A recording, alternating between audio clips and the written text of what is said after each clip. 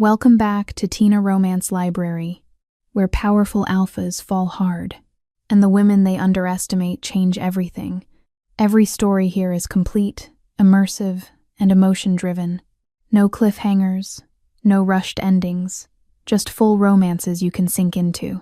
So if you love possessive alphas, strong heroines who don't beg, slow burn tension, emotional payoffs, and stories that actually finish, you're in the right place. I need you to join the pack right now by subscribing.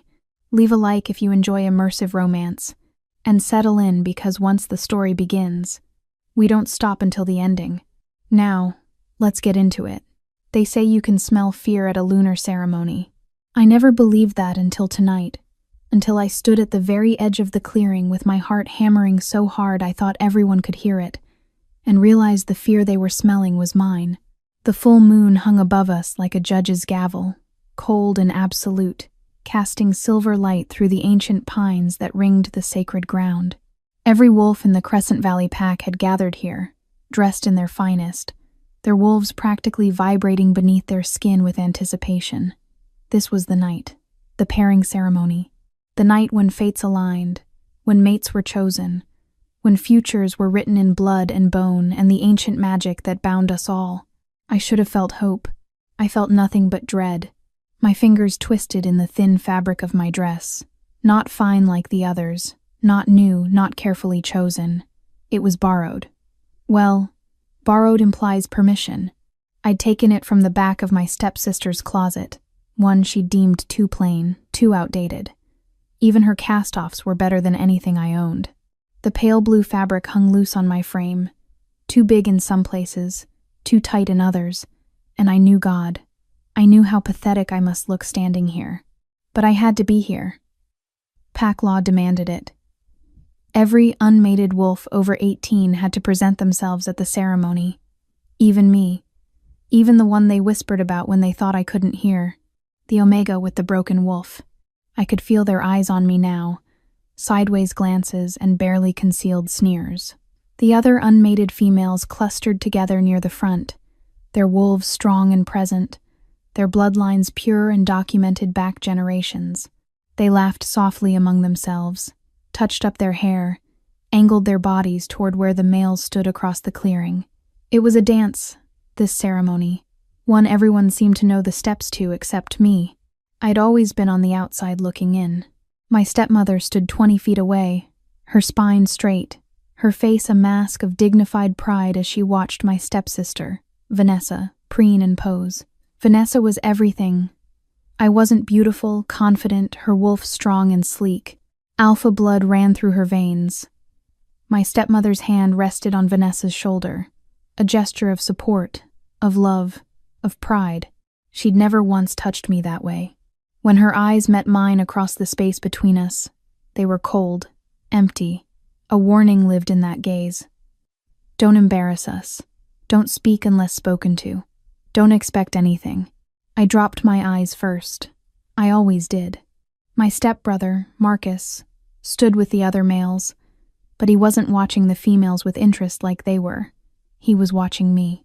That cruel smirk played at his lips, the one that meant he was planning something, thinking of some new way to remind me of my place. His wolf was strong too.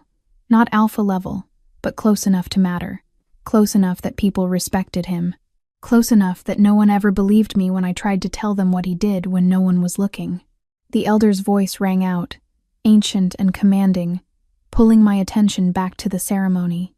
We gather beneath the mother moon, as our ancestors have done for 10,000 years, to honor the sacred bonds that tie us, wolf to wolf, heart to heart, soul to soul.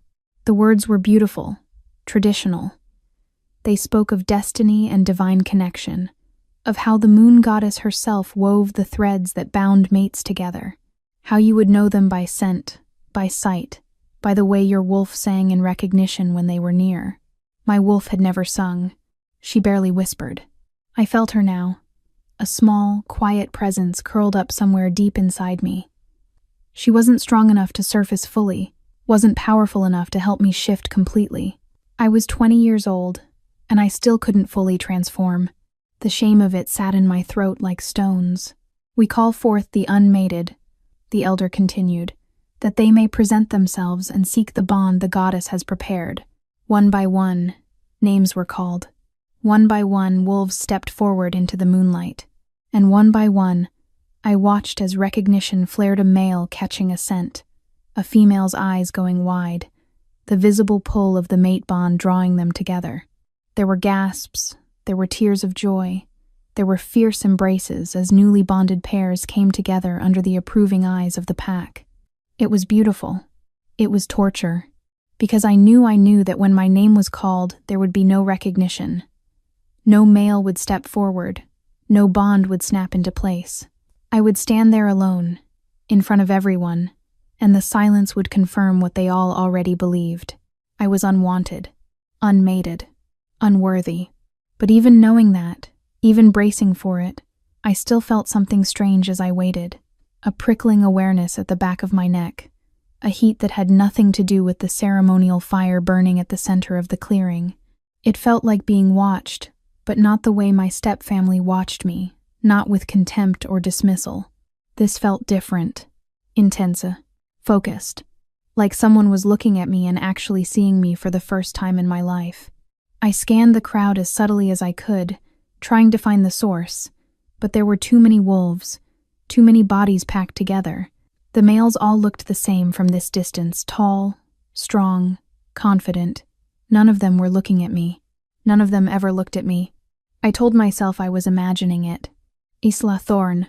My name cut through the air like a blade, and my entire body went rigid. The elder's voice was neutral, professional, giving away nothing. But he didn't need to.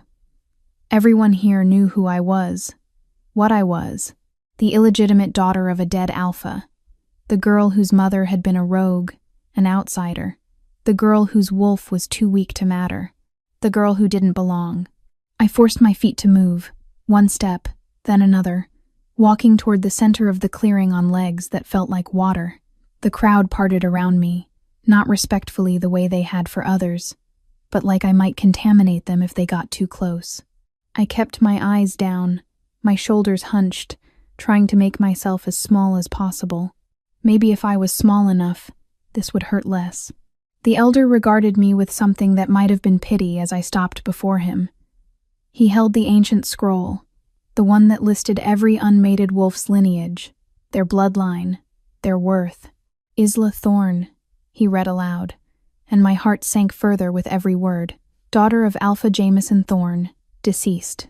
Mother unknown, presumed rogue. Wolf classification, Omega. Bond status, unmated. The silence that followed was deafening. No one moved. No one stepped forward. No male caught a scent or felt a pull, or showed even the slightest flicker of interest. I stood there, alone, exactly as I'd known I would be. But I could still feel it, that gaze, that presence, sharper now, almost burning. My wolf stirred slightly, confused, uncertain. She felt it too. As expected, a voice drawled from the crowd, loud enough to carry. No one wants damaged goods. Marcus. Of course it was Marcus. He stepped forward from the male section, and my stomach dropped. No, not here. Not now. Please, not now. I mean, look at her, he continued. Addressing the pack like this was all some great joke. Can't even shift properly. What kind of mate would that make? Might as well be human.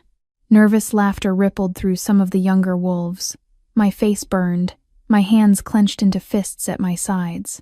Marcus, the elder said, warning in his tone. This is not... I'm just saying what everyone's thinking, Marcus interrupted, moving closer to me. His eyes glittered with malice. We all know she doesn't belong here. Her mother was a rogue whore, and she's... Stop. My voice came out smaller than I wanted, shaking, but I said it. I actually said it. Marcus's smile widened. What was that, little Omega? Did you actually just talk back to me? He was right in front of me now, close enough that I could smell the alcohol on his breath, see the cruel satisfaction in his eyes. This was what he loved, humiliating me, breaking me down, especially in front of others. "You need to remember your place," he said, his voice dropping lower, meant just for me. "You're nothing. You've always been nothing. And you will always be—" The slap came so fast I didn't see it coming. His hand connected with my cheek with a crack that echoed through the clearing like a gunshot, snapping my head to the side. Pain exploded across my face, white-hot and shocking. I stumbled, nearly fell, tasted blood in my mouth. Gasps erupted from the crowd, but no one moved. No one helped. They just watched. My stepmother's face remained impassive. The elder looked horrified but frozen, caught between pack hierarchy and protocol.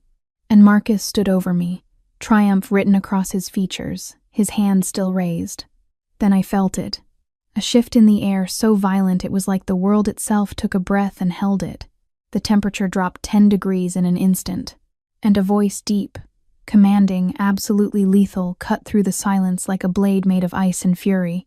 "Touch her again and you die." Every head turned.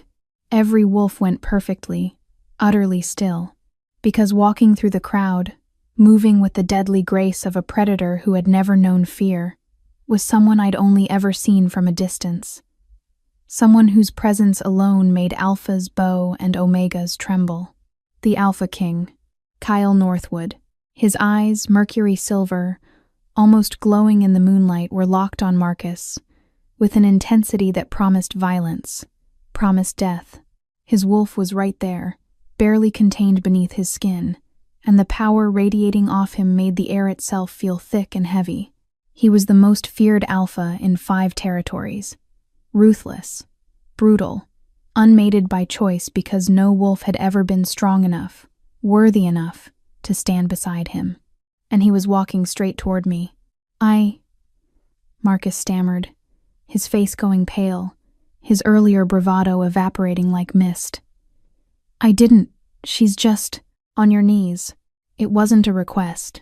Marcus dropped like his strings had been cut, his alpha blood meaning nothing in the face of a command from a true king. But Kyle wasn't looking at him anymore. He was looking at me. His eyes met mine, and the world narrowed to just this, just us, just this moment, suspended in silver moonlight and crackling tension. I couldn't breathe, couldn't think, couldn't do anything but stare into those mercury eyes and feel something inside me crack wide open. My wolf surged forward, stronger than she'd ever been, singing in a voice I'd never heard her use. "Mate. No. No." That wasn't possible. But Kale moved closer, each step deliberate, until he stood right in front of me, towering, powerful, terrifying, gentle as he reached out and tilted my chin up with one finger, examining the red mark blooming across my cheek where Marcus had struck me. The fury that crossed his face should have frightened me. Instead, I felt safe for the first time in my life. "Mine," he said, and his voice carried across the entire clearing, a declaration and a challenge and a promise all at once. His eyes never left mine. "My mate. Anyone who touches her, hurts her, or disrespects her in any way answers to me. Is that understood?" Silence. Then, slowly, hundreds of wolves lowered their heads in submission. Even my stepmother bowed, and I stood there, trembling, bleeding, utterly confused, staring up at the Alpha King who had just claimed me in front of everyone, who had just called me his. I woke to softness. That was the first thing my mind registered. Not pain, not fear, not the cold hardness of the floor in the servants' quarters where I usually slept. Softness. Silk against my skin, a mattress that seemed to cradle my body like I was something precious, something worth protecting. My eyes opened slowly, adjusting to dim light filtering through heavy curtains. The room around me was enormous, larger than the entire space I'd shared with 3 other servants back at my stepmother's house. Dark wood furniture gleamed with polish, thick carpets covered floors of gray stone, and tapestries depicting wolf hunts and moon ceremonies hung on walls that seemed to stretch up forever. This wasn't my world. This was a room built for royalty. I sat up too quickly and immediately regretted it. My head spun, my cheek throbbed with a dull ache, and my body felt like I'd been through a battle. but as I pressed my fingers gently to my face, I realized the swelling had gone down significantly. Someone had treated my injuries. The split in my lip had been cleaned and sealed with something that smelled herbal, healing. My hands, which I remembered scraping on the ground when I'd stumbled, were wrapped in clean white bandages. Someone had cared for me. The thought was so foreign I didn't know what to do with it. I pushed back the cover's silk, deep burgundy, worth more than everything I'd ever owned combined, and my breath caught. I wasn't wearing my borrowed dress anymore. Instead, someone had changed me into a nightgown of the softest cotton I'd ever felt, modest but clearly expensive, the kind of thing that had been made specifically to fit, not grabbed from someone's reject pile. Heat flooded my face. Someone had undressed me, seen me, touched me while I was unconscious, but I didn't feel violated. The nightgown was respectful, carefully chosen. My body showed no signs of anything improper. Whoever had tended to me had done so with care. I slid out of bed, my bare feet sinking into carpet so plush it was like walking on clouds. A pitcher of water and a glass sat on the bedside table crystal, catching the light. I poured with shaking hands and drank, the cool water soothing my throat. That's when I smelled it, pine and winter air. Something wild and clean, like the forest after a storm. Smoke and leather, and underneath it all, something uniquely him, a scent that made my wolf stir and my pulse quicken even though I didn't want it to. His scent. It was everywhere in this room. Subtle but unmistakable. In the sheets I'd slept in, the air I was breathing, soaked into the very walls like this space belonged to him. Like now, maybe, I did too. The thought sent a shiver down my spine that wasn't entirely fear. Mate, my wolf whispered again, stronger now than she'd ever been. Ours. No, I said aloud, my voice rough. That's not. He can't be. But even as I said it, I remembered the way his eyes had locked on mine. The way his voice had gone deadly when Marcus struck me. The absolute certainty in his declaration. Mine. The door opened without warning, and I spun around, my heart leaping into my throat. But it wasn't him. A woman entered, older, her hair silver-streaked and pulled back severely. She wore the formal dress of the Keep's senior staff, and her wolf was present enough that I could feel it strong, controlled, beta level at least. She carried folded clothes in her arms and regarded me with an expression I couldn't quite read. "Miss Thorne," she said, and her tone was respectful. Not warm, but not cruel either. Professional. "I'm glad to see you awake. I'm Magda, head of household. His Majesty requested I attend to you personally. Miss Thorne. Not Isla, not Omega, not any of the dismissive names I'd grown used to. I didn't know how to respond, so I just nodded. Magda set the clothes on a chair. Real clothes, I realized. Not servants' cast-offs, but garments of quality fabric in deep greens and grays. "I've drawn you a bath," she continued, gesturing to a door I hadn't noticed. "Take your time. When you're ready, His Majesty wishes to speak with you." My stomach clenched. Is that a command?" Something flickered across Magda's face. Surprise, maybe. "His Majesty doesn't give commands to his mate, Miss Thorne. Only requests. You may decline if you wish, though." She paused, considering her words carefully. "I believe he's quite anxious to ensure you're well." Anxious. The Alpha King. About me. Nothing made sense anymore. "I'll be ready soon," I heard myself say. Magda nodded once and left, closing the door silently behind her. The bath was perfect, hot but not scalding, scented with oils that smelled like lavender and something earthy I couldn't name. I sank into it and let the heat work into my sore muscles, trying to organize the chaos in my head. Last night, I'd been nothing. The unwanted Omega standing alone at a ceremony, bracing for humiliation. Marcus had struck me in front of everyone, and I'd tasted blood and shame and the familiar bitter knowledge that no one would help me. Then everything had changed. The Alpha King had claimed me. Not just intervened. Not just stopped Marcus, he'd called me his mate in front of hundreds of witnesses. He'd brought me to his keep, to his territory, to rooms that smelled like him. But why? I scrubbed at my skin like I could wash away the confusion, but it clung to me. I wasn't special. My wolf was weak, my bloodline questionable, my value as a mate non-existent by every measure that mattered in our world. So why would the most powerful alpha in 5 territories claim me? What did he want? The clothes Magda had left fit perfectly soft gray pants that moved with me, a deep green tunic that brought out the color in my eyes I'd never paid attention to before, simple leather slippers, everything understated but undeniably quality. I left my hair down, still damp from the bath, and stared at my reflection in the full-length mirror. I looked different. Still me, still small, still bearing the fading bruise on my cheek.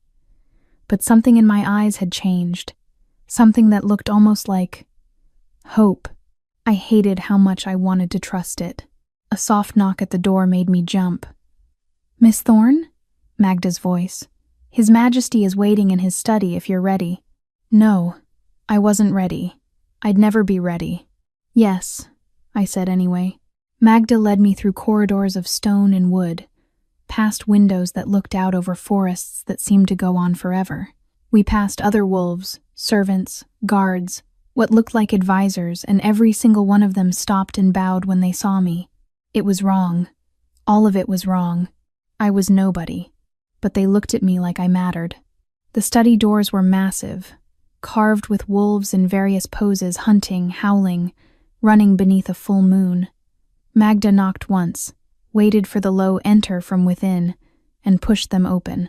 Then she left me there, alone, at the threshold of a room that felt more like a library than an office.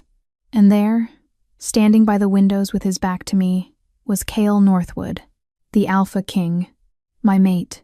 He was taller than I'd realized last night, broad-shouldered and powerful in a way that had nothing to do with posturing and everything to do with bone-deep strength. He wore simple clothes, dark pants, a white shirt with the sleeves rolled up showing forearms corded with muscle and marked with scars that told stories of battles won. His black hair was slightly too long, touching his collar, and even from across the room I could feel the leashed power radiating off him. "Close the door," he said quietly, not turning around. I did, my hands shaking slightly. "How do you feel?" His voice was different than it had been last night. Still deep, still commanding, but gentler somehow, like he was trying very hard not to frighten me. "I'm fine, better, thank you, for..." I gestured helplessly at myself, the room, everything. "All of this." He turned then, and the full force of those mercury eyes hit me like a physical thing. In the daylight streaming through the windows, he was devastating. Sharp features that were almost too beautiful, a jaw that looked carved from stone, a mouth that should have been cruel but somehow wasn't, and the way he looked at me like I was a puzzle he was trying to solve, like I mattered, like I was worth his full attention. "You don't need to thank me," he said, moving closer with that predator's grace. Each step was controlled, deliberate, giving me time to bolt if I wanted to. "Not for basic decency. Basic decency isn't that common where I come from." Something dark flashed across his face. "I'm aware. Your stepbrother will be dealt with." "Please don't," I started, then stopped. "Don't what? Don't hurt him?" Marcus deserved whatever punishment came his way, but if the Alpha King killed him over me, my stepmother would never forgive me. Not that she'd ever forgiven me for existing anyway. I just don't want to cause trouble. Cale stopped about 6 feet away, close enough to talk comfortably but far enough that I didn't feel trapped. "You didn't cause anything, Isla. He struck you. In the sacred circle. During a ceremony. That alone warrants severe punishment." The way he said my name made something warm unfurl in my chest. "But that's not why I'm angry," he continued, and his voice dropped lower, rougher. "I'm angry because he hurt you. Because he's been hurting you, hasn't he? For a long time." It wasn't really a question. I looked away, unable to hold his gaze. "It doesn't matter. It matters to me." 3 words. Simple. But the weight behind them made my throat tight. "Why?" I asked, forcing myself to look at him again. "I don't understand any of this. Why did you claim me? You don't know me. I'm nobody. My wolf is weak. My bloodline is questionable. I can't even shift properly. I'm everything an Alpha King's mate shouldn't be. So why? I expected deflection, political answers, strategy. What I got was raw honesty. I don't know, he said, and the admission seemed to cost him something. I came to that ceremony because tradition demanded it. I've attended dozens of pairings over the years, never felt anything, never expected to. I'm not. He ran a hand through his hair, frustration evident. I'm not a man who believes in destiny or fate, or the moon goddess's grand design. I believe in strength, strategy, control. He moved closer, just one step, but it felt significant. Then I saw you, he continued, his voice quieter now, standing at the edge of everything, so small, so clearly terrified, and I couldn't look away. Every instinct I have that's kept me alive, that's made me a good king, all of it screamed at me to pay attention, to watch you. My heart was pounding so hard I was sure he could hear it. I watched you stand there with your head up even though you were trembling. I watched you endure their stares and whispers with a quiet dignity that half the alphas in that clearing couldn't manage. I watched you step forward when your name was called, even knowing you'd be rejected. That takes courage, real courage. He was close enough now that I could feel his warmth, smell that pine and winter scent that made my wolf purr. Then your stepbrother struck you, Kale said, and his eyes flashed silver, bright with controlled fury. And I moved before I even thought about it, because the idea of anyone hurting you, touching you like that, it was unacceptable, intolerable, worth killing over. He lifted his hand slowly, giving me every chance to pull away, and gently touched the bruise on my cheek with his fingertips.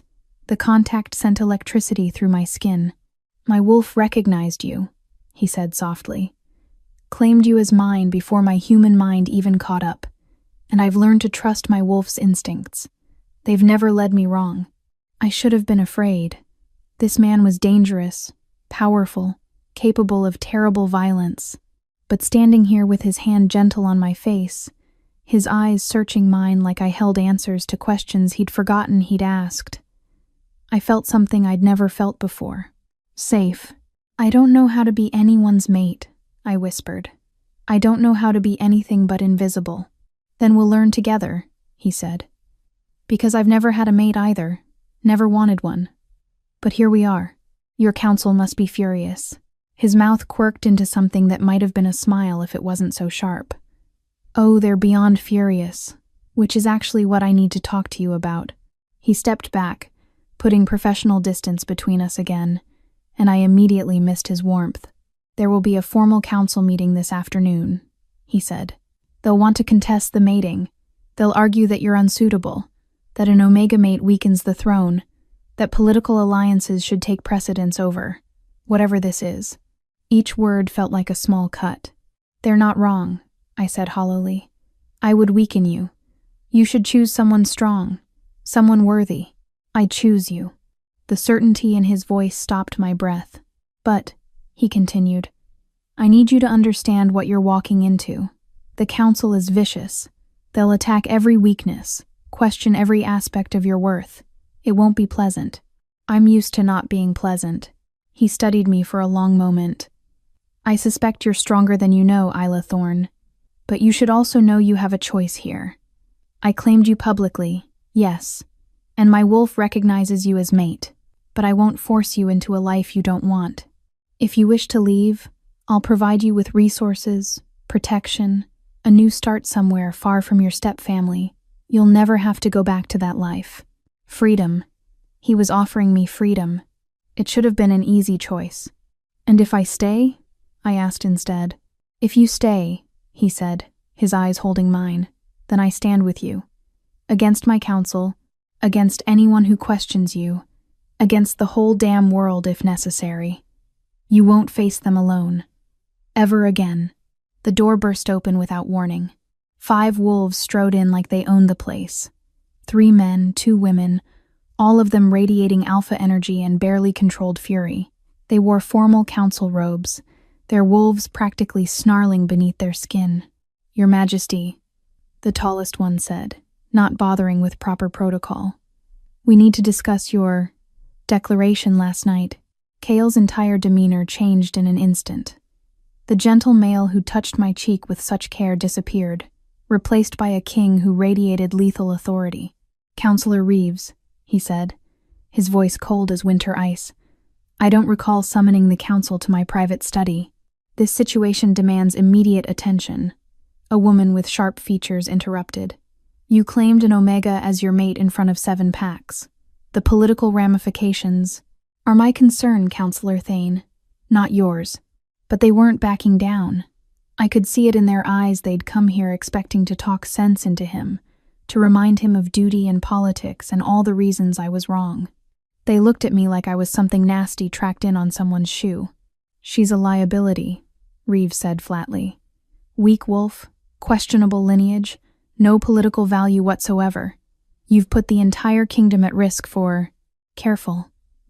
Kale's voice dropped to something barely above a whisper, but the threat in it made everyone in the room go still. "Very careful how you finish that sentence." I wanted to disappear, to melt into the floor and never exist again, because they were right.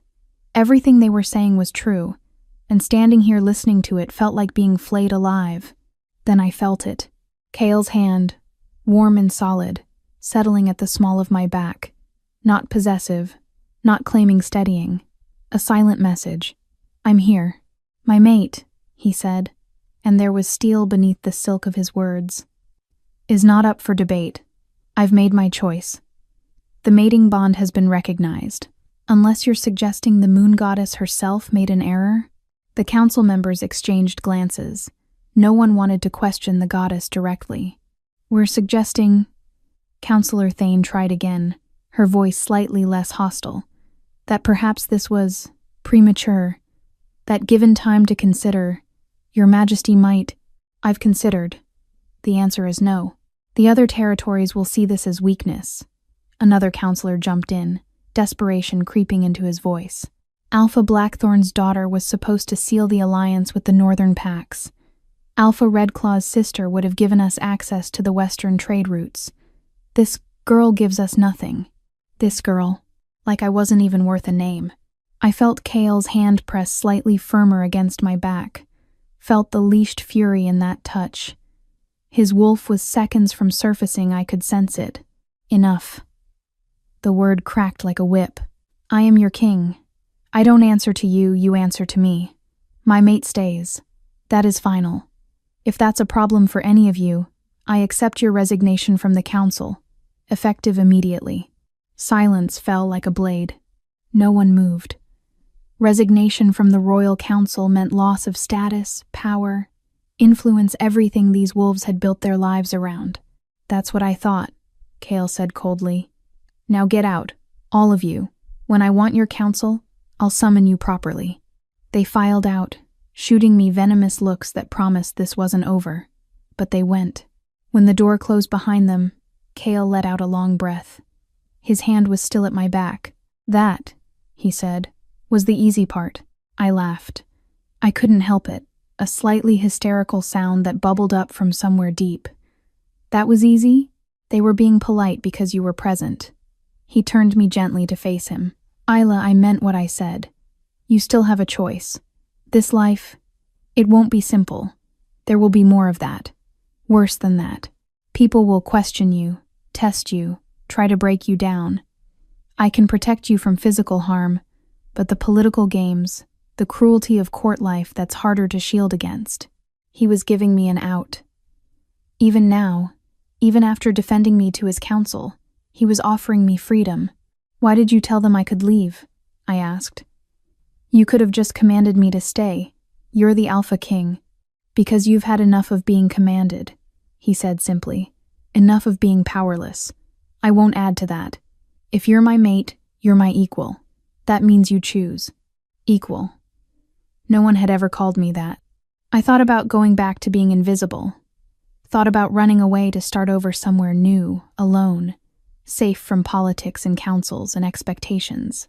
Then I thought about the warmth of his hand on my back, the way he'd looked at Marcus with death in his eyes, the quiet dignity he'd offered me when asking permission to touch my face. "I choose to stay," I said, and my voice didn't shake. I choose you. Something fierce and possessive and almost vulnerable flashed through his eyes. Then we face them together, he said.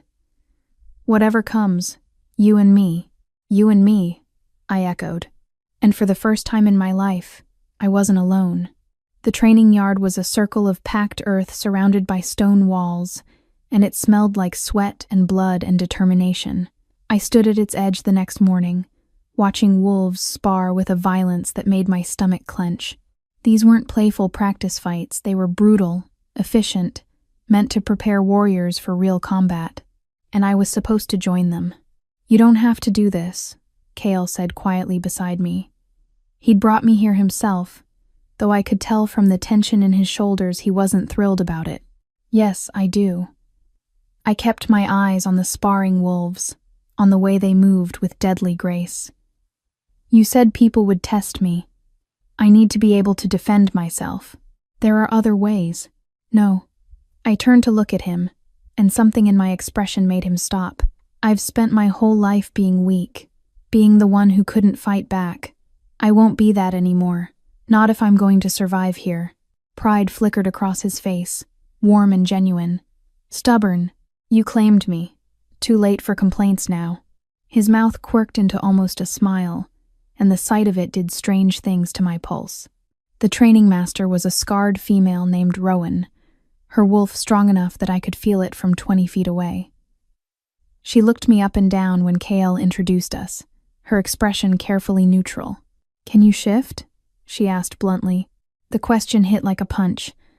Not fully. My wolf is weak, I heard. But there wasn't cruelty in her voice, just assessment. Can you fight in human form? I don't know. I've never been taught. Rowan's eyebrows rose slightly. She glanced at Kale, who was watching me with an intensity that made my skin warm. You want me to train the queen? I want you to train my mate, he corrected. And yes, whatever she needs to hold her own. It won't be gentle. Good, I said before Kale could respond. I don't need gentle. I need effective. Rowan studied me for a long moment, then nodded once. We start now. Your Majesty, unless you plan to hold her hand through drills, you should go. Kale looked like he wanted to argue, his protective instincts clearly warring with respect for my choice. Finally, he turned to me. If you need to stop, I won't. His eyes held mine, searching. Then he did something that made my breath catch. He lifted my hand and pressed his lips to my knuckles, a gesture so gentle it contrasted sharply with the violence happening around us.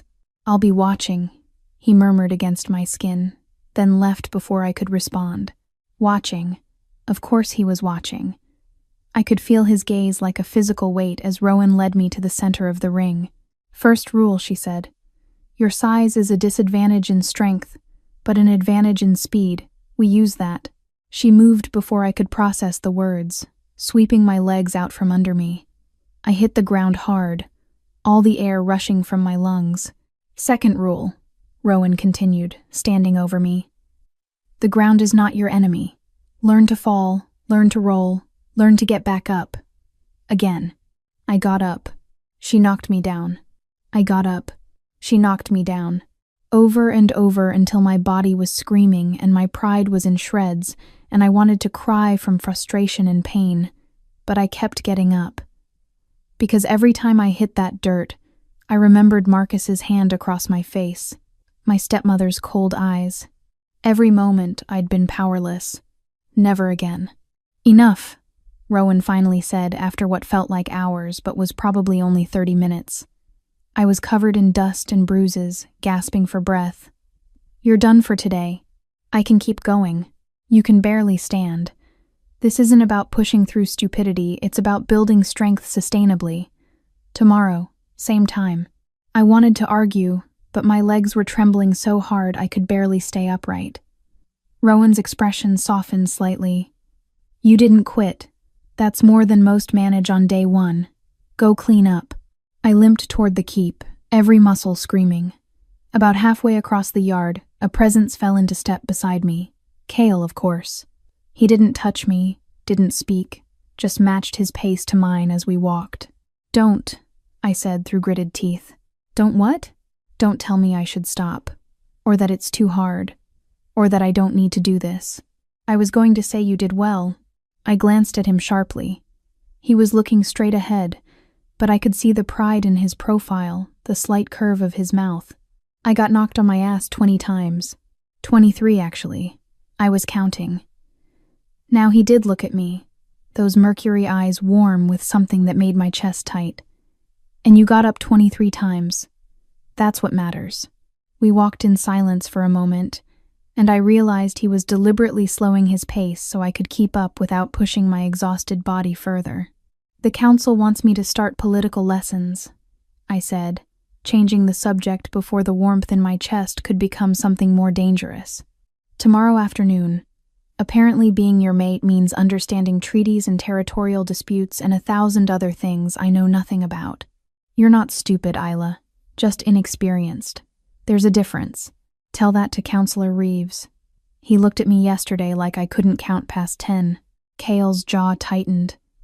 Reeves is an ass. Brilliant strategist, but an ass. Don't let him make you feel inferior. Easy to say when you're the most powerful alpha alive. He stopped walking, and I stopped too, looking up at him in the morning light. His expression was serious, almost fierce. You think power makes doubt disappear? He asked quietly. You think I don't question myself? Every decision, every choice, wondering if I'm leading my people toward prosperity or destruction? The crown doesn't erase insecurity, Isla. It just means you can't show it. The vulnerability in his admission stole my breath. This was the Alpha King feared, respected, seemingly invincible, and he was telling me he understood doubt. Thank you, I said softly, for telling me that. He reached out slowly, giving me time to pull away, and tucked a strand of hair behind my ear. The gesture was becoming familiar, and I was starting to crave it. You're stronger than you know, he said. Let me prove it to you. Then he walked me the rest of the way to my chambers in comfortable silence, his presence steady beside me like an anchor in a storm. The political lessons were worse than the physical training. Master Aldrich was ancient, his wolf long since faded to a whisper, but his mind was sharp as broken glass. He sat across from me in a study filled with maps and treaties and books that smelled like dust and history, and proceeded to quiz me on things I'd never even heard of. The Treaty of Northern Pines established what? He asked for the third time, his patience clearly wearing thin. Trade routes between the mountain packs and the coastal territories, I recited, my head pounding, in exchange for protection during the winter migrations. And the blood price for violation? I blanked. There were so many treaties, so many clauses, so many exceptions and addendums. My stepmother had never bothered teaching me any of this. Why would she? I was never supposed to matter. I don't know, I admitted. Aldrich sighed heavily. The blood price is the firstborn of the violating pack's alpha line, a barbaric tradition, but one that's kept the peace for 3 centuries. You must know these things, Miss Thorne. As the king's mate, you'll be expected to— I know what's expected, I interrupted, frustration bubbling over. But I've had exactly 2 days to learn what most wolves spend years studying. I'm doing my best. Your best may not be sufficient. The words stung, but they weren't wrong. I was drowning in information, struggling to keep my head above water, and everyone expected me to swim like I'd been born in these political depths. Then I'll work harder, I said, forcing steel into my voice. Again, the Treaty of Northern Pines. Aldrich regarded me for a long moment. Then something that might have been approval flickered in his ancient eyes. Very well. From the beginning, we worked until my brain felt like mush, and my eyes were crossing from reading dense political texts. When Aldrich finally dismissed me, the sun was setting and I was mentally exhausted in a completely different way than the physical training had left me. I wandered the keep's corridors, not ready to return to my chambers, but not sure where else to go. The place was massive, full of halls and rooms I hadn't explored yet. I let my feet carry me aimlessly until I found myself in front of an ornate door slightly ajar, warm light spilling through the crack. A library. The room beyond was 2 stories tall, filled wall to wall with books. A fireplace crackled softly, and comfortable chairs were scattered throughout. It was empty, quiet, exactly what I needed. I slipped inside and closed the door behind me, breathing in the smell of old paper and leather bindings. There was something calming about being surrounded by knowledge, by stories, by worlds beyond this confusing one I'd been thrust into. I pulled a book at random poetry, I realized. Flipping through pages of verses about moon and stars and longing, I curled up in a chair near the fire and let the words wash over me, not really reading, just existing in the peaceful silence. I wondered where you'd disappeared to. I jumped, nearly dropping the book. Cale stood in the doorway, still in his formal council clothes but with his jacket discarded and his shirt sleeves rolled up. He looked tired, I realized. The kind of bone-deep weariness that came from carrying the weight of a kingdom. "I'm sorry," I said, starting to stand. "I didn't mean to intrude. Sit." He moved into the room, grabbing another chair and pulling it close to mine, not touching, but near enough that I could feel his warmth. "This is your home now. You can go anywhere you want." Aldrich would disagree. Apparently I need supervision just to understand basic treaties. Cale's mouth tightened. "Aldrich is thorough but lacks patience. I'll speak with him." "No." I shook my head. "He's right. I have so much to learn, and I'm so far behind everyone else. The council already thinks I'm worthless. I can't give them more ammunition." "You're not worthless. You have to say that.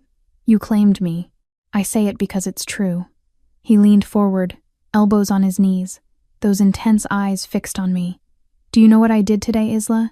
I sat through 5 hours of council meetings where grown wolves argued like children about border disputes that could be solved with basic communication. I mediated 3 separate disagreements between pack alphas whose pride matters more than their people's welfare. I reviewed reports of rogue activity and made decisions about military deployment that could mean life or death for my warriors. He ran a hand through his hair, genuine exhaustion showing through. And the whole time, all I could think about was whether you were okay, whether Rowan was pushing you too hard, whether Aldrich was being cruel, whether you were regretting your choice to stay. My breath caught. "You were thinking about me?" "Constantly." The admission seemed to surprise him as much as it did me. "It's distracting. I'm not used to being distracted." We sat in silence for a moment, the fire crackling between us. Outside, night had fully fallen, and the library felt like its own world, separate from politics and councils and expectations. "Can I ask you something?" I said quietly. "Anything. Do you ever get lonely? Even with all these people around you, all the power and status and wolves who'd do anything you asked, do you ever feel alone?" His eyes held mine, and I saw the answer there before he spoke it. "Every day," he said. "For years. A king can't show weakness, can't admit doubt, can't have true friends because everyone wants something. You learn to wear a mask so well you forget what your real face looks like. And now I sit in a library with someone who asks me if I'm lonely, and the mask doesn't feel so heavy." He reached out, and his fingers brushed mine where they rested on the arm of the chair. Not grabbing, not claiming, just touching. "You see me, Isla. Not the king, not the alpha, just me. Do you know how rare that is?" I turned my hand over, letting our palms meet. His hand was warm, calloused from weapons training, strong enough to break bone but gentle as it held mine. "I see you too," I whispered. "And you're not as scary as you want everyone to think." His laugh was surprised, genuine. "Don't tell anyone. I have a reputation to maintain." We sat like that, hands loosely intertwined, talking about nothing and everything. He told me about growing up under the pressure of being heir to the throne, and I told him about my father, the real one, not the monster my stepmother painted him as. We talked about favorite books and horrible council members, and the weird satisfaction of finally landing a punch in training. Our knees brushed together, and neither of us moved away. His voice got softer, meant only for me, dropping the formal cadence he used with everyone else. And somewhere in that quiet library with the fire burning low, I realized with startling clarity that I was falling for him, not because he was powerful or because he'd saved me, but because he was kind beneath the crown, because he gave me choices when he could have given commands, because he looked at me like I mattered. The thought terrified me. "It's late," Kale said eventually, though he sounded reluctant. "You need rest. Training tomorrow will be brutal." "How do you know?" "Because I asked Rowan to push you. Not break you," he added quickly at my expression, "but push you. You said you wanted to be strong." "I do." We stood together, still holding hands, and walked to the door. Just before we stepped into the corridor where servants might see, where we'd have to be king and future queen instead of just Kale and Isla, he stopped. "Thank you," he said. "For what?" "For staying. For trying. For not giving up even when it's hard." His thumb brushed across my knuckles. "For seeing me." Then he lifted my hand to his lips like he had that morning. But this time his eyes never left mine, and the kiss lingered just a heartbeat longer than necessary. "Good night, Isla. Good night." I made it to my chambers before my knees went weak. 3 weeks passed in a blur of training and lessons, and slowly finding my place in the keep. I learned to fall properly, to roll, to use my smaller size to my advantage. Rowan worked me until I was bruised and exhausted, but I could see progress. I was faster now, more aware of my body, actually managing to land hits occasionally. The political lessons remained brutal, but I was retaining more. Aldrich had stopped sighing quite so heavily when I answered questions. And Kale was everywhere and nowhere. I'd catch glimpses of him watching me train, pride clear in his expression when I didn't quit. We'd find each other in the library late at night, talking until the fire died to embers. His hand would brush mine in passing, or settle at my back when we walked together, and each touch built on the last until I was hyper-aware of him constantly.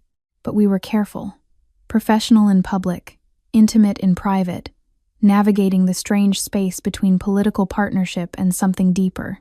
Then everything shifted. I was walking back from morning training when I heard voices from an open courtyard. Council members, I realized, speaking in low tones that carried farther than they intended. "Unsuitable from the start," Councillor Reeves was saying. 3 weeks. And what has she proven? That she can take a beating in the training yard? That she can memorize treaties like a schoolchild? "She's trying," another voice, Councillor Thane. "More than I expected, honestly. Trying isn't enough. The king needs a strong mate, not a project, not some damaged Omega he has to protect and coddle." I should have walked away, should have ignored it. But I stood there, frozen, as they continued. "Have you seen the way he watches her?" A male voice I didn't recognize. "Like she might break. That's not a partnership. That's a weakness. One our enemies will exploit. The mating bond." "The bond is convenient fiction," Reeves interrupted. "His wolf might have claimed her in some primal moment, but the man is too smart to actually trust this. He's stuck with her now, trapped by his own declaration, but given time he'll see reason. He'll take a political mate as well, someone appropriate, and relegate the Omega to—" "Careful," Thane's voice dropped to warning. "He's more committed than you think. I've never seen him like this. Infatuation fades, reality remains. She's a liability, and eventually even his attachment won't be enough to outweigh the damage she does to his reign." I backed away silently, my heart pounding, their words echoing in my head. Liability. Damaged. Weakness. They were right. Of course they were right. I'd been so caught up in late-night conversations and gentle touches that I'd let myself forget reality. I was exactly what they said, an Omega with a weak wolf, no political value, more hindrance than help. Kale was powerful enough to defend his choice now, but eventually the cost would be too high. Eventually he'd resent me for it. I made it to my chambers and locked the door, sliding down against it until I sat on the floor, knees pulled to my chest. I could leave. He'd given me that choice from the beginning. I could disappear quietly, save him the political nightmare, free him to choose someone worthy. The thought made my chest ache like something was breaking inside it. But wasn't that the kind thing to do? The right thing? Stop being selfish? Stop clinging to something beautiful that was never really mine to keep?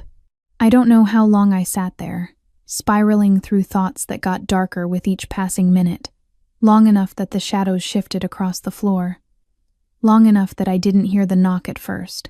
"Isla?" Kale's voice concerned. "Open the door." I didn't respond. "I can smell your distress from the hallway. Something's wrong. Please let me in." Still nothing. A pause, then quieter. "I'm not commanding you. I'm asking. Please." The please broke something in me. I stood on shaking legs and unlocked the door. He was inside in an instant, closing it behind him, his eyes scanning me for injury. "What happened? Are you hurt? Did someone—" "I'm fine. You're crying." I touched my face and my fingers came away wet. I hadn't even realized. Kale's expression shifted from concern to something fiercer. "Who hurt you? Tell me and I'll—" "You can't fix this." The words came out harsh, defensive. "This isn't something you can threaten or command away.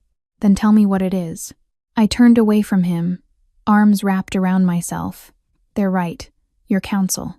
I'm a liability. I'm holding you back, making you look weak, and eventually you'll have to choose between me and your kingdom." Silence. Then the soft sound of footsteps. His hands settled on my shoulders, warm and steady. "Who said that to you?" "It doesn't matter. They're not wrong. It matters to me." His voice was controlled, but I could hear the fury underneath. "Someone made you cry. Someone made you doubt. That matters. I overheard Reeves and some others. They were just saying what everyone thinks. They were saying what they think. There's a difference." He turned me gently to face him, and the look in his eyes was intense enough to steal my breath. "Do you know what I see when I look at you?" I shook my head. "I see someone who survived cruelty that would have broken most wolves. I see someone who gets knocked down in training and gets back up without complaint. I see someone learning political theory in weeks what others take years to master. I see strength, Isla. Real strength. The kind that doesn't need to dominate or control, the kind that endures." His hands came up to frame my face, thumbs brushing away tears. "You are not a liability," he said fiercely. "You're my mate, my partner. And yes, there are wolves who question that there will always be wolves who question every decision I make. But I don't rule by consensus. I rule by conviction, and I have never been more certain of anything than I am of this. But politically, politics is temporary.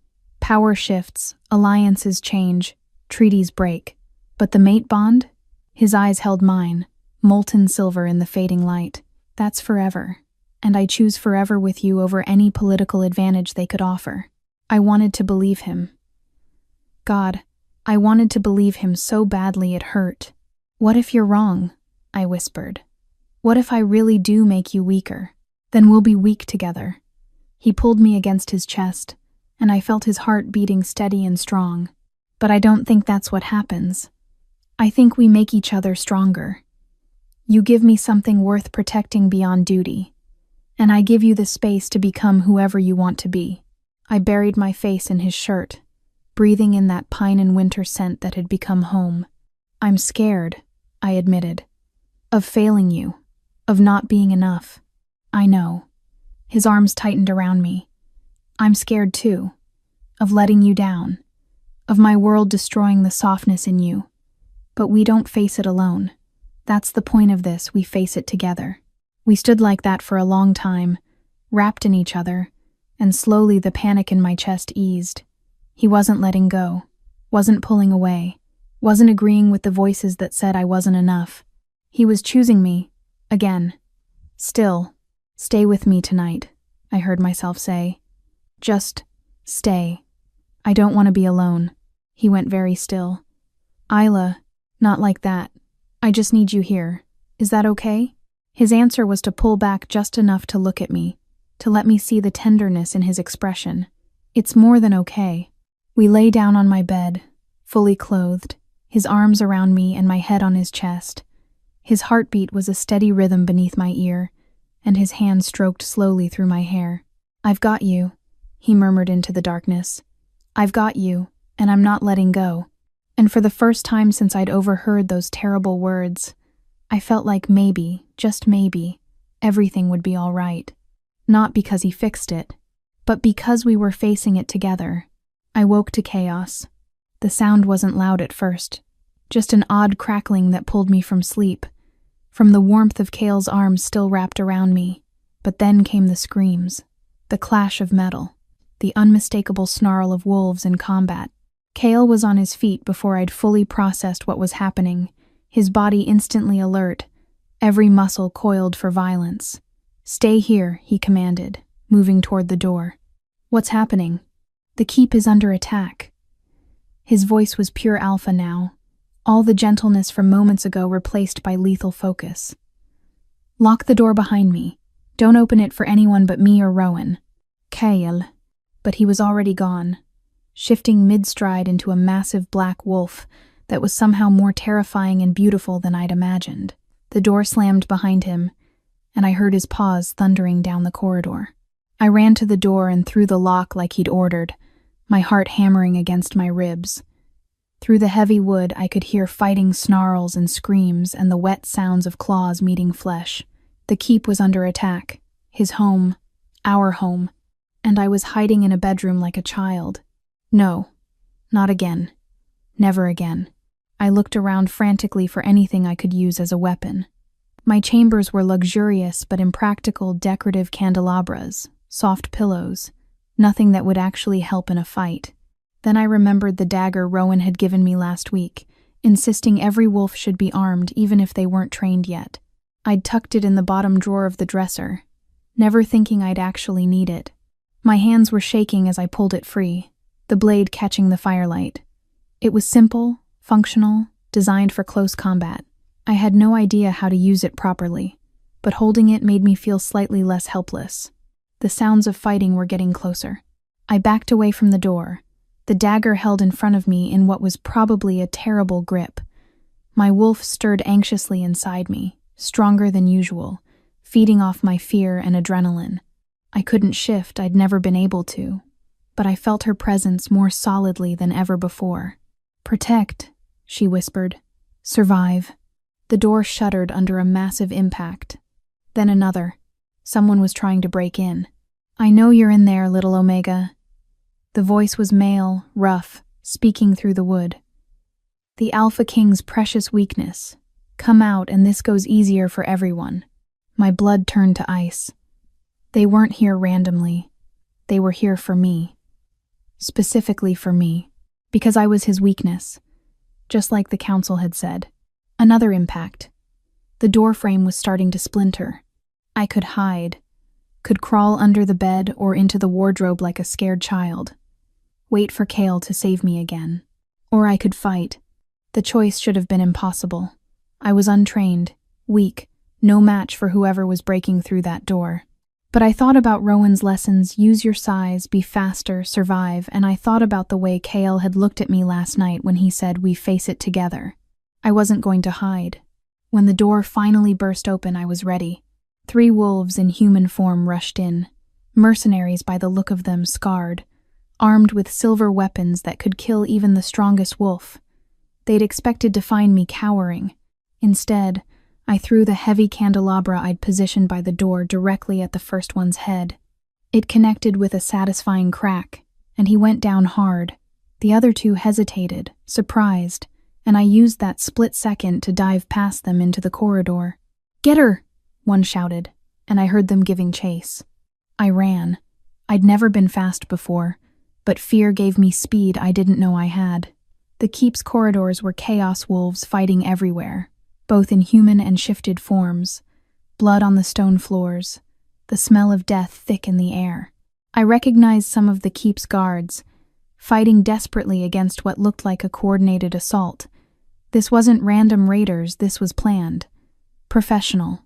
Someone wanted Kale dead, and they'd correctly identified that the fastest way to hurt him was through me. I turned a corner and nearly collided with Rowan, who was in half shift, covered in blood that wasn't all hers. "Isla?" She grabbed my arm. "What are you doing out here? You should be—" "They came for me specifically," I gasped. In my chambers, I ran. Rowan's expression shifted to something fierce and approving. "Smart. Stay behind me. We need to get you to the safe room." But before we could move, the two mercenaries rounded the corner behind us. "There!"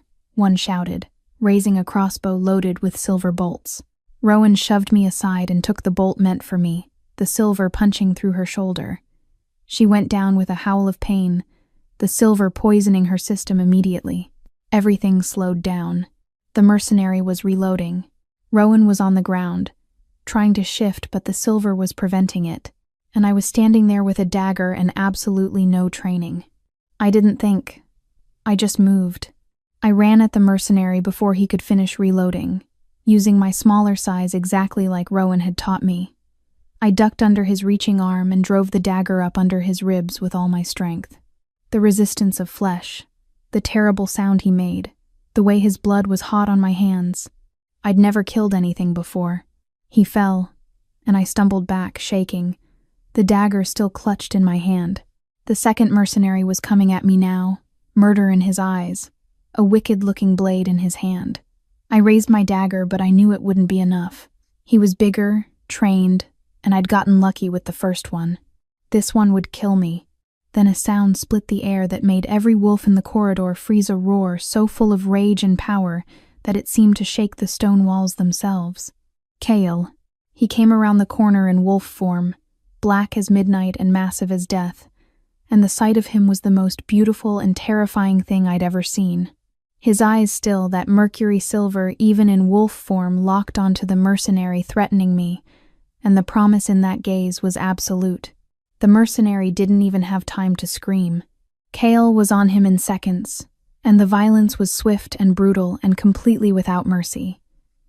Then he shifted back to human form, naked and covered in blood that belonged to other people, and his eyes found mine.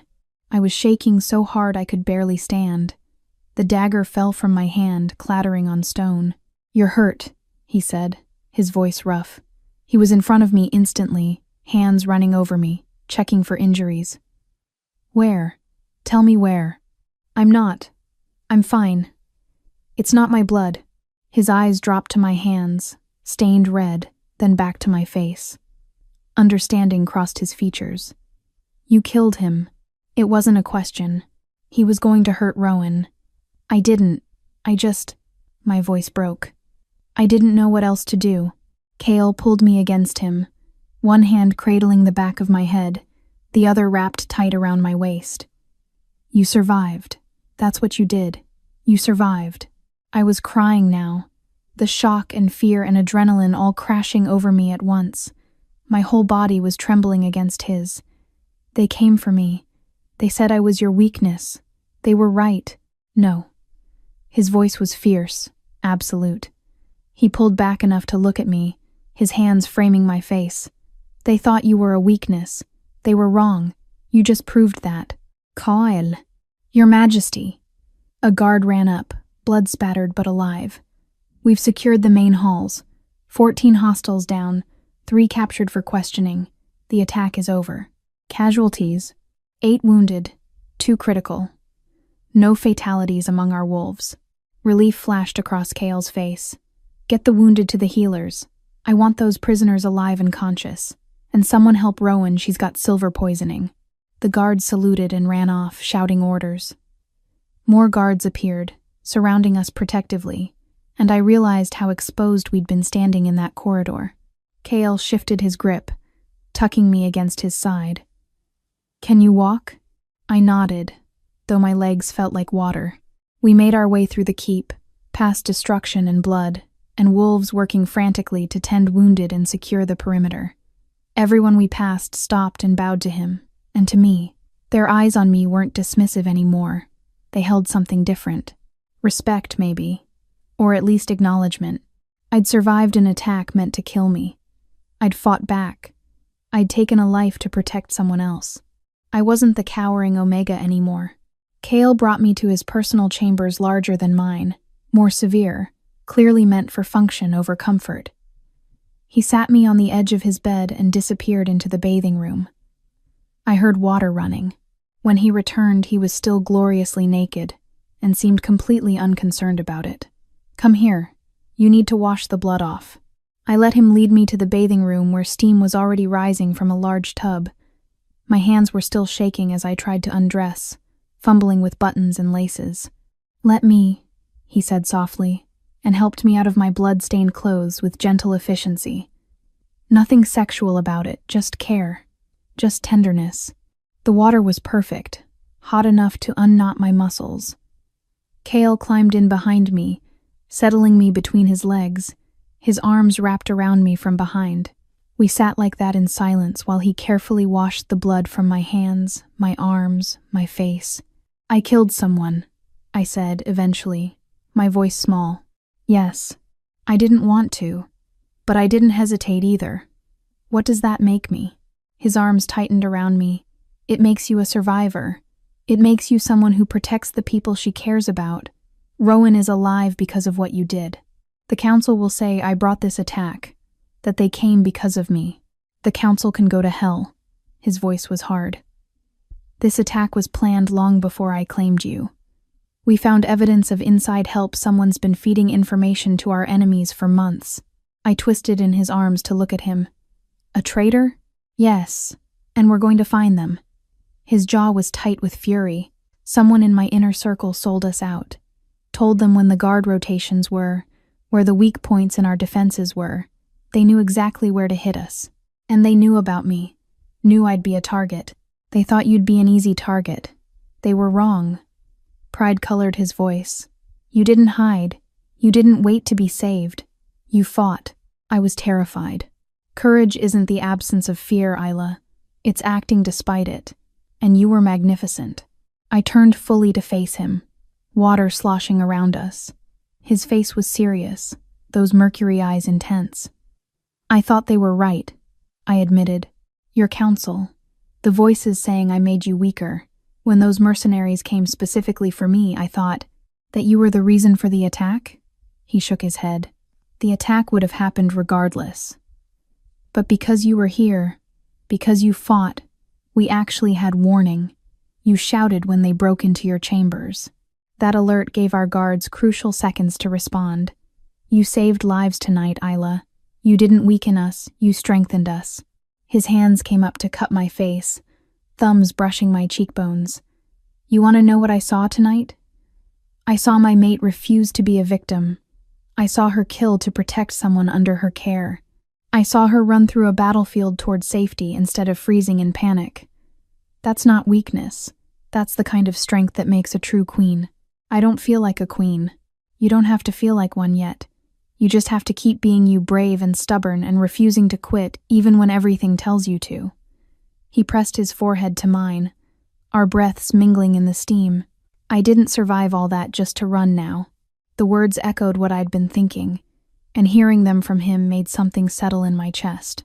"Together," I whispered. "Together," he confirmed. We stayed like that until the water cooled, foreheads touching, sharing breath and space and the quiet understanding that we'd survived something tonight. Both of us. Together. The prisoners were brought before Cale in the throne room at dawn, and I insisted on being there despite his protests. If this was about me, I needed to see it through. The 3 surviving mercenaries looked worse for wear, bruised, bleeding, clearly terrified now that the battle was over and they were facing the Alpha King's judgment. They'd been stripped of weapons and silver, bound in chains that would hold even a shifted wolf. "Who sent you?" Cale's voice was deadly calm from where he sat on his throne, radiating power that made the prisoners flinch. The mercenaries stayed silent. "I can make this quick and merciful, or I can make it last days." Still that terrible calm. "Choose wisely." One of them broke. "We were hired, promised gold and territory if we eliminated the Omega and weakened the king's defenses." "By whom?" The mercenaries' eyes darted to the assembled council members standing to the side. My stomach dropped. "Say it," Cale commanded, power leaking into his voice that made the mercenaries' wolf submit instantly. "Counselor Reeves. He said she was making you weak, that removing her would save the kingdom." The words fell like stones into silence. Every eye turned to Reeves, who'd gone pale but was trying to maintain composure. "This is absurd. You'd take the word of mercenaries over." "Guards," Cale said quietly. "Detain Counselor Reeves." The guards moved instantly, Reeves tried to run, but he was old, his wolf slow, and they had him in seconds. He struggled against their hold, his composure finally cracking. "You're making a mistake," Reeves shouted. "She is making you weak. Look at what happened. They attacked because of her. I was trying to protect the kingdom from your moment of madness."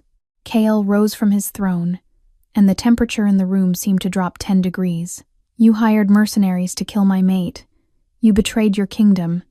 You are the reason 8 of my wolves are injured and our home was attacked. I was trying to save you from yourself."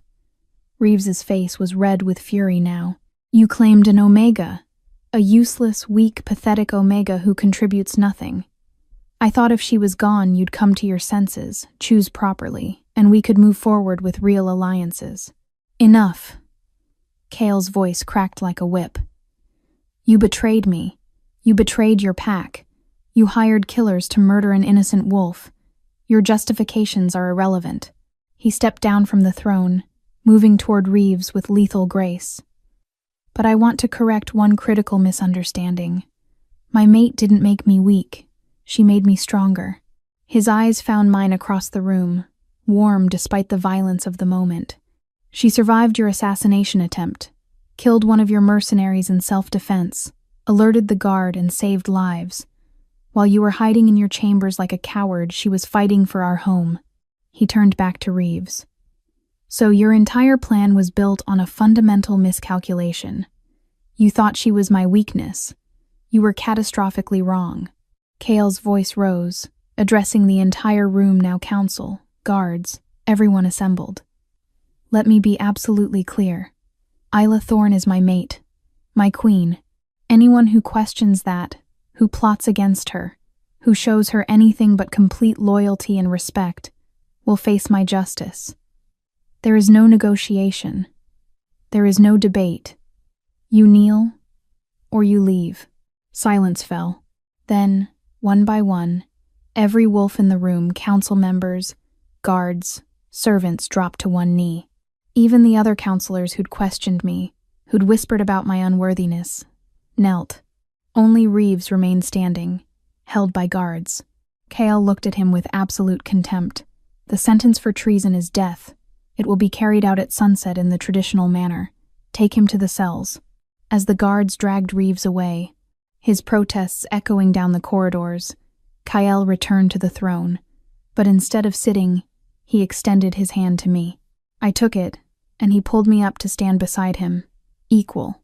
My mate," he said again, loud enough for everyone to hear, his hand firm in mine. "My queen. My partner. Anyone who has a problem with that can leave now." No one moved. "Good." He looked down at me, and despite the blood and politics and violence of the last few hours, his eyes were warm. "You were right, you know. We face it together, and together we're unstoppable." I squeezed his hand, feeling the truth of it settle into my bones. I wasn't the scared Omega standing alone at a ceremony anymore. I was the wolf who'd survived assassination, who'd fought back, who'd claimed her place beside the most powerful alpha in the territories. And I wasn't going anywhere. The days following Reeves's execution were strange, quieter than I expected, yet somehow more intense. The keep was recovering, physically and emotionally.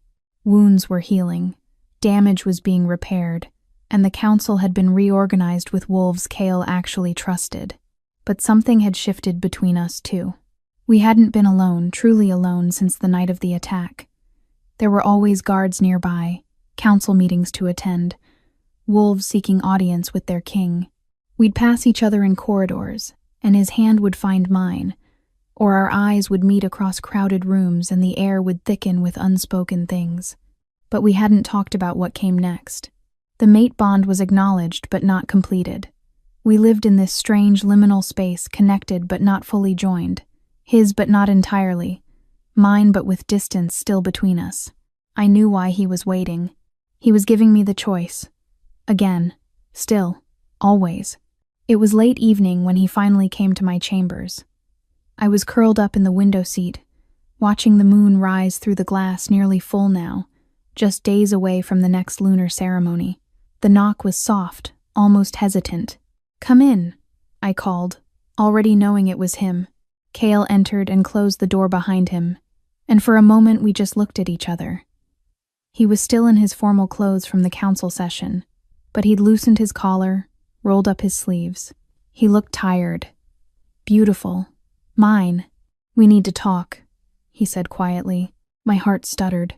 That sounds ominous. Not ominous, just important. He moved to the window seat and sat beside me, close enough that our knees touched. "The full moon is in 3 days. I nodded, waiting.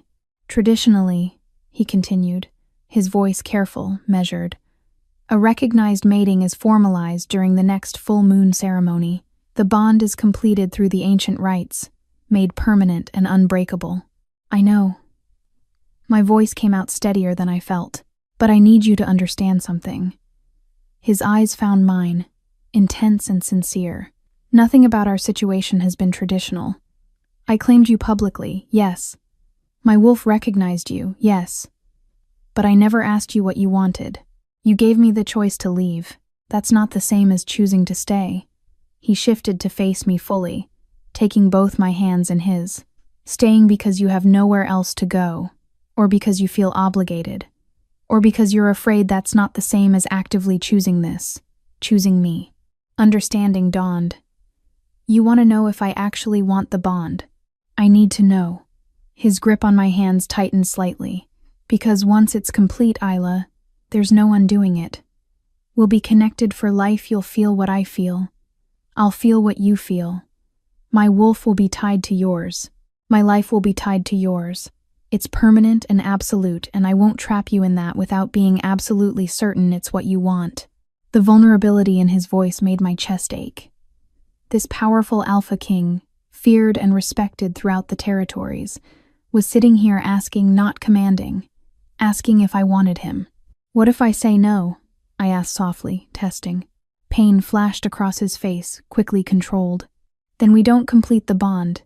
You remain here as long as you wish, with all the protection and resources of the keep. Or you leave with my full support to start a life anywhere you choose. I won't force this, Isla. I won't force you. Even though your wolf, even though my wolf would mourn it for the rest of my life. Yes." His voice was rough now, raw. "Even though the thought of you leaving makes me want to lock every door in this keep and never let you go. Even though I've never felt this way about anyone, and probably never will again. Your freedom, your choice, your agency, those matter more than my wants."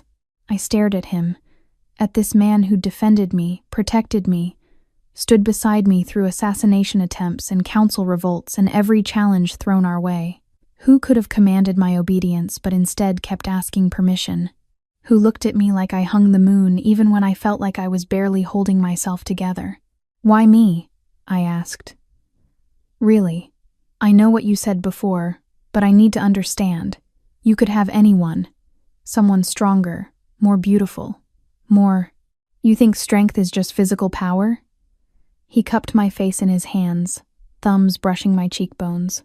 "You survived years of abuse and neglect, and came out of it still kind, still hopeful, still willing to fight for people you barely know. That's strength, Isla, the kind that matters." His eyes searched mine, and I saw everything he was offering, not just the bond, but partnership, equality, a future built together. "You ask me why you?" he continued. "Because you're brave without being reckless. Because you're gentle without being weak. Because you challenge me, ground me, make me want to be better than I am. Because when I look at you, I don't see an omega or a political liability or any of the things others see. I see home." My breath caught. "So I'm asking you now, clearly and directly, with no pressure and no expectations." His voice dropped to barely above a whisper. "Do you want this bond? Do you want me? Not because you feel you should, not because you're grateful or afraid or obligated, but because you actually choose this, choose us." The answer had been building in me for weeks, maybe from the moment he'd stepped forward at that first ceremony and declared me his, through every gentle touch, every late-night conversation, every time he'd given me choices instead of commands. I was falling in love with him. No, I'd already fallen. And the terrifying, wonderful truth was that I wanted this. All of it. Him. the bond, the future we could build together. Yes, I said, and the word felt like freedom and commitment all at once. I choose you. I choose this. Not because I have to, but because I want to. Because you make me feel safe and seen and valued. Because you gave me back my voice when everyone else tried to silence me. Because I'm falling in love with you, Kale. And I think maybe I have been since that first night. The look on his face, raw relief and fierce joy, and something that looked almost like wonder made my heart skip. You're sure? He asked, needing to hear it again. Completely sure? I've never been more sure of anything. I leaned into his touch. I want the bond. I want you. I choose this. He kissed me then, finally, after weeks of careful distance and restrained touches. His lips were gentle at first, asking permission even now. But when I kissed him back, the gentleness gave way to something deeper, desperate. Like we'd both been holding back too long and the dam had finally broken. His hands tangled in my hair, mine clutched at his shoulders, and the kiss tasted like promises and futures and everything I'd been afraid to want. When we finally pulled apart, both breathing hard, he rested his forehead against mine. 3 days, he murmured. 3 days until the full moon, and then you're mine. Completely, permanently, irrevocably mine. And you're mine, I whispered back. Don't forget that part. His laugh was low and warm. Never. I'm yours, Isla. I have been since the moment I saw you standing alone at that ceremony, refusing to break. We stayed like that, wrapped around each other, until the moon rose high and full above us. And for the first time in my life, I felt like I was exactly where I was supposed to be. The 3 days passed in a blur of preparation.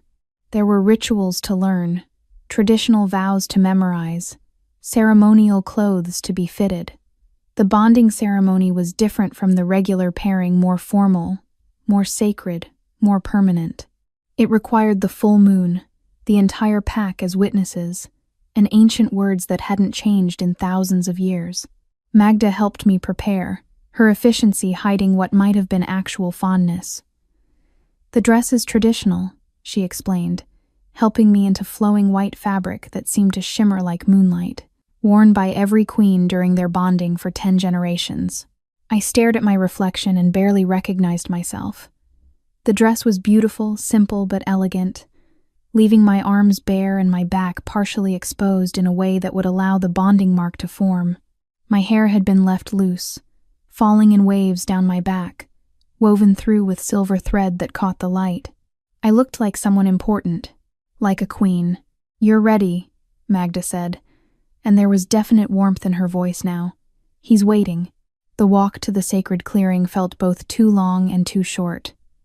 My heart was pounding, but not from fear. From anticipation, from the certainty that everything was about to change. The entire pack had gathered, hundreds of wolves forming a circle around the clearing where the ceremonial fire burned. The full moon hung overhead, massive and bright, bathing everything in silver light. And there, at the center of it all, stood Kale. He wore traditional ceremonial robes, deep black with silver embroidery depicting wolves and moons and ancient symbols I didn't fully understand. But it was his face that made my breath stop the way he looked at me as I walked toward him, like I was the only thing in the world that mattered. The elder who'd called my name at that first terrible ceremony stood ready to officiate, but his expression now held respect instead of pity. I took my place across from Kale, the fire burning between us, and the clearing fell silent. We gather beneath the mother moon. The elder's voice rang out, to witness the completion of a sacred bond. The union of Alpha and Omega, king and queen, wolf and wolf. Kale extended his hand across the fire, palm up, an offering, not a demand. I placed my hand in his, and the connection sparked through me like lightning, warm and electric and right. Kale Northwood, the elder continued, do you offer your bond freely, without coercion or reservation? I do. His voice was steady, certain. Do you vow to honor your mate as your equal? To protect without possession? To lead alongside rather than above? I do. The elder turned to me. Isla Thorne, do you accept this bond freely, without coercion or reservation? I do. My voice was strong, clear. Do you vow to stand beside your mate in strength and vulnerability, to challenge and support in equal measure, to share the burdens of leadership? I do. The elder nodded. Then speak the ancient words and let the bond be sealed. Kale spoke first, his eyes never leaving mine. I claim you as my mate, my partner, my equal. My strength is yours, my protection is yours, my loyalty is yours, from this moon to the last moon, from this breath to the last breath. I am yours. Now it was my turn. The words felt ancient on my tongue, powerful in a way I didn't fully understand. I claim you as my mate, my partner, my equal. My strength is yours, my trust is yours, my heart is yours. From this moon to the last moon, from this breath to the last breath, I am yours. The moment the words left my lips, something shifted in the air.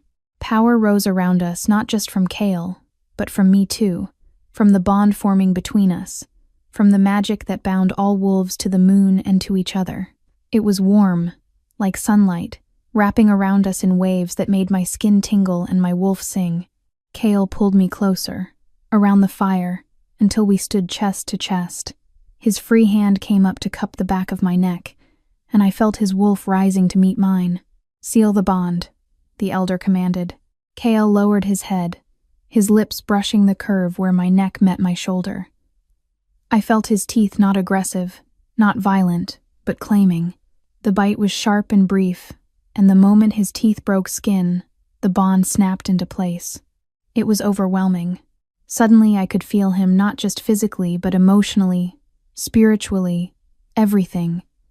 His love for me, fierce and protective and tender all at once. His pride in my strength, his determination to be worthy of my choice.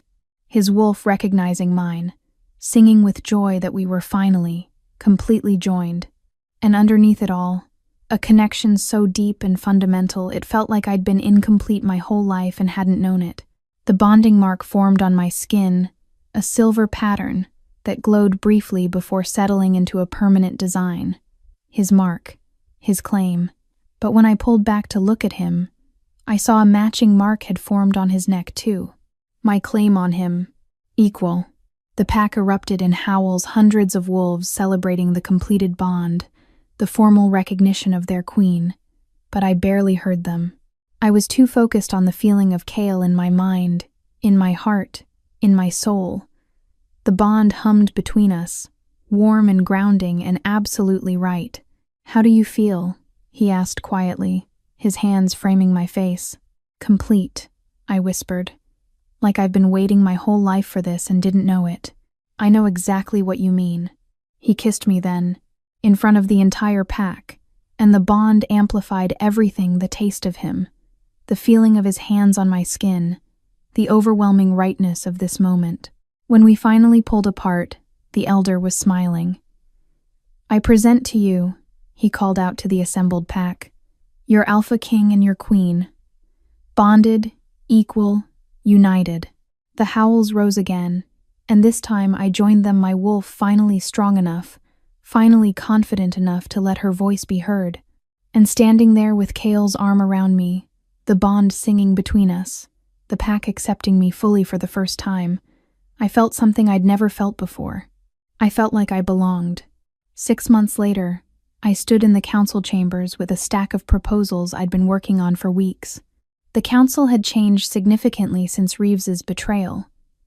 New wolves had been appointed younger, more progressive, actually interested in moving the kingdom forward rather than just maintaining power.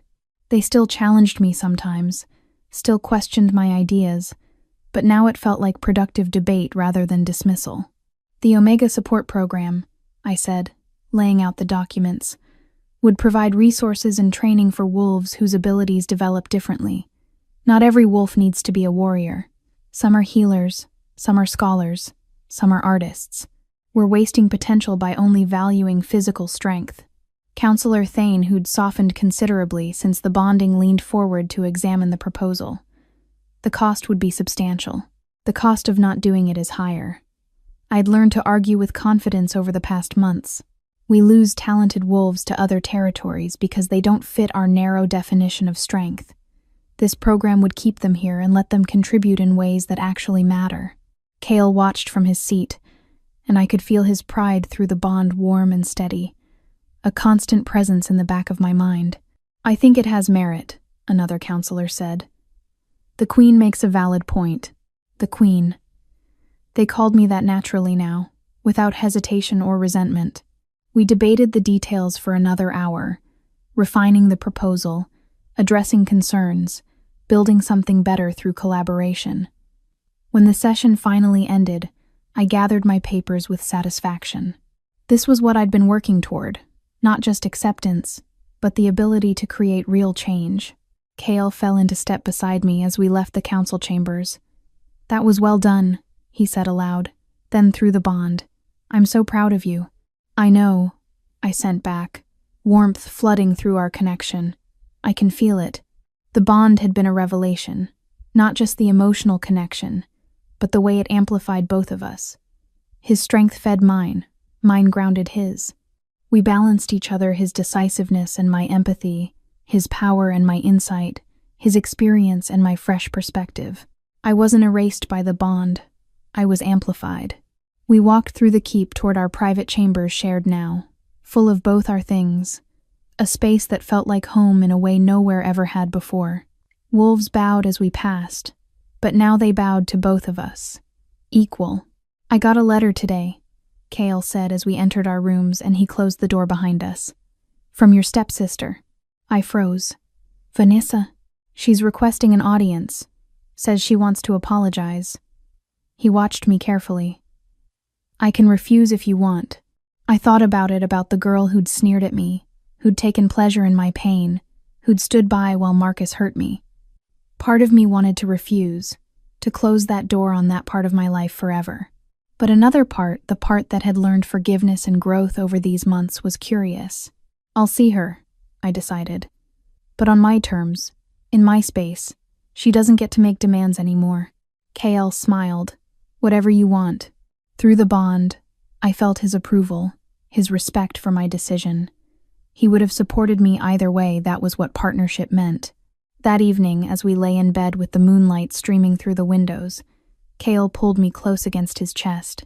Do you remember, he murmured, what you said to me that night in your chambers, when you were doubting everything? Which thing? You asked if I ever got lonely. If power made doubt disappear. I nodded against his shoulder. I haven't felt lonely since, he said quietly. Not once. Even when we're apart, even when I'm in difficult meetings or making hard decisions, you're there, through the bond, reminding me I'm not alone. You gave me that. I tilted my head to look at him. You gave me something too. What? Purpose, value, a voice. I touched the bonding mark on his neck, still visible, still beautiful. You saw me when I was invisible. You gave me choices when I'd only known commands. You made me believe I could be more than what everyone told me I was. His arms tightened around me. You were always more. I just helped you see it. We helped each other see it, I corrected. That's what this is, what we are. Not you saving me or me fixing you. Just two people choosing each other and becoming better because of it. He kissed the top of my head, and through the bond I felt everything he didn't say aloud, his love, his gratitude, his bone-deep certainty that claiming me was the best decision he'd ever made. And I sent back my own feelings. My love, my trust, my joy at being chosen not for what I could give him politically, but for who I was. The girl who'd stood alone at a ceremony 6 months ago wouldn't recognize me now. That girl had been afraid, powerless, convinced of her own worthlessness. But she'd survived. She'd fought back. She'd refused to break. And that survival had led here to a mate who valued her, a pack that respected her, a purpose that fulfilled her, and a future that was hers to shape. I wasn't chosen because I was weak. I was chosen because I survived and because I dared to shine. And now, lying in the arms of the Alpha King, feeling the bond hum contentedly between us, I understood something fundamental. I hadn't been saved by finding my mate. I'd been freed to become who I was always meant to be. The Omega who stood alone had become the queen who shone bright, not despite her past, but because of it. Every scar, every wound, every moment of darkness had forged strength I didn't know I possessed, and I would never be invisible again. Through the bond, Kale's love wrapped around me like a blanket, warm and safe and home. "I love you," I sent through our connection. "I love you," he sent back. My mate, my queen, my Isla, and in the moonlight, wrapped in each other's arms, we slept two wolves who'd found each other, claimed each other, and chosen each other. Equal, partners, forever. Thank you for listening to another emotional, magical shifter romance here on Tina Romance Library. If you enjoyed today's story, don't forget to like the video, subscribe to the channel, turn on notifications, so you never miss more powerful, heart-gripping romance stories.